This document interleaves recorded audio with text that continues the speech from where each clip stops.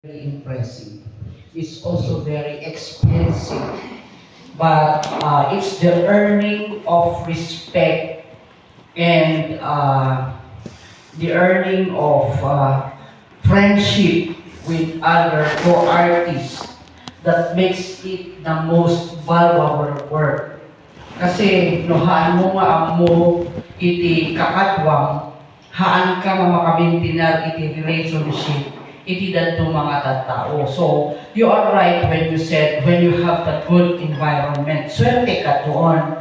Pero, yung nagque-question kanina, naaalanganin, kasi yung nasa mind niya is, ag popular nga dagos, haan nga DJ iti tamaam. Iti tamaam atat, birokam iti friends mo who can give you the support and whom you can give the respect and be humble always. Tapno dagiti friends mo nga dagita, no mabintinar mo dagita, masustain mo dagita, they will be the ones to be helping you. And you are also helping them. So di ko na share. There's nothing wrong there. So nga, no, natay mo nga, no, the person ka agrug-rugi pa ilaan, ikitaan na angay kat, mentinaran na pa ati gagayam na, mentinaran na pa ati friends na, dagiti relatives na support kanya na. Baka in the long run, one of them will be giving a funding, di ba? Kas di ani pagrugi ang, haan na di, sige ako sa kay social media, tapno, ang popular ka tapos. No, that's not the, if that is your aim, where will you go?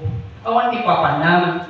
Iso nga, the most basic friends, relatives, and funding no adat agito ti basic swerteng dijay. Iso nga you are right on the right track. Pero adat ti pinanggit mo nga which I think we have to I know this is very sensitive. Noon ang galing nga indigenous. Actually, that is the presence of the IPMRs. There are already IPMRs who are already seated in the council, barangay, municipal, and the provincial level. And then here comes the IP organizations. Ngunggul lang ngunggul, handa matlaban bantayan na DJ material culture. Iso ngayon pagkiran shock DJ artist.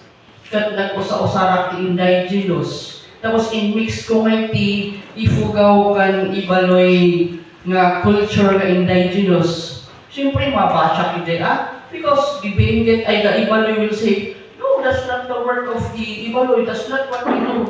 And then here comes the ifugaw and then he will say, hanot na kastat ugali ifugaw. Those are the sensitive things ngay na I think clean you have to study that well because if you are trying to establish the maipanggap the indigenous, you have to understand what are the people of the different tribes want to talk about and want to share with the people and especially tapno ngay no may kandangay iti idea on your work in the long run they will come to support you kasi kas lang